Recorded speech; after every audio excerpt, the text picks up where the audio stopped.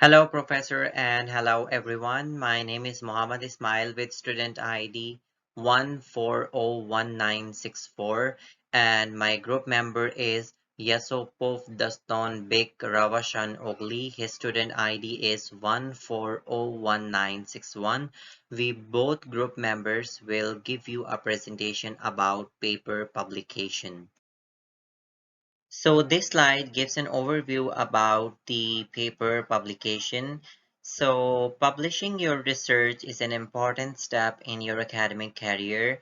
There isn't a one-size-fits-all approaches. There are designs to take through the typical steps in publishing a research paper, and from choosing the right journal and understanding what a peer-reviewed article is to responding to reviewers and navigating the production process. This slide gives an overview about how to publish the articles or research. So there are different steps that need to follow, and so we will go through step one in this slide, which is choosing a journal. So choosing a journal to publish your article is one of the most significant decision you have to make as a researcher. So the first step in publishing a research paper should always be selecting the journal you want to publish in, and choosing your target journal before you start writing means you can tailor your work and build on research that's already been published in that journal. This can help editors to see how a paper adds to the conversation in their journal. In addition, many journals specific formats of articles and may well have word limit to other restrictions. So by choosing a journal before you start, you can write your article to their specifications and audience, and ultimately improve your chances of acceptance. So in step two, writing your paper, writing is an effective, compelling research paper is a vital to getting your research published. But if you're not new to putting together academic papers, it can feel daunting to start from the scratch, and gathered advice on every aspect of writing your paper.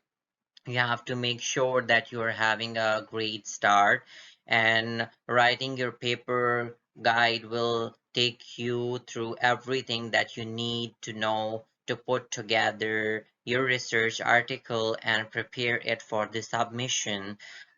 This includes getting to know your target journal, understanding your audience, how to choose appropriate keywords, and the right way to structure your manuscript. So step three is making your submission. Once you have chosen the right journal and written your manuscript, the next step in publishing your research paper is to make your submission. To submit your manuscript, you need to ensure that you have gone through all the steps in making your submission guide, and this include truly understanding your chosen journal's instructions for authors, writing an effective cover letter, navigating the journal submission system, and ensuring research data is prepared as required. To make sure you have covered everything before you hit to submit, you can also look to submit checklist. So step four is navigating the peer review process. So when you have submitted your manuscript, you need to get the grips on one of the most important parts of publishing your research paper, which is called the navigating the peer review process. So peer review is the independent assessment of your research article by independent expert in your field. Reviewers, or sometimes called referees, are asked to judge the validity, significance and originality of your work. This process ensures that a peer review article has been through a rigorous process to make sure the methodology is sound and the work can be replicated and it fits with the aims and scope of the journal that is considering it for publication. Peer review is also a very useful source of the feedback which is helping you to improve your paper before it published. This step is the final step, which is called step 5, the production process. In this production process, your paper is accepted for publication. It will then head into production. At this stage of the process, the paper will be prepared for publishing in your chosen journal. A lot of work to produce the final version of your paper will be done by the journal production team, but your input will be required at the various stages of the process. Now your research is published in a journal for a world to see. You will need to know how to access your article and make sure it has an impact. So these all are the 5 steps for the paper production. The next part of the presentation will be continued by my another group member. Thank you so much. Hello, in this page I will give you a brief information about what is predatory journals, and I will list common characteristics of predatory publishers. So, as you can see, predatory journals and publishers are entities that prioritize self-interest at the expense of scholarship and are characterized by false or misleading information, deviation from best editorial and publication practices, a lack of transparency, and the use of aggressive and indiscriminate solicitation practices. Okay, if you look at the common characteristics of predatory publishers, we can see that the scope of interest includes non-biomedical subjects alongside biomedical topics. Images are distorted, fuzzy, intended to look like something they are not, or which are unauthorized. Thirdly, description of the manuscript handling process is lacking.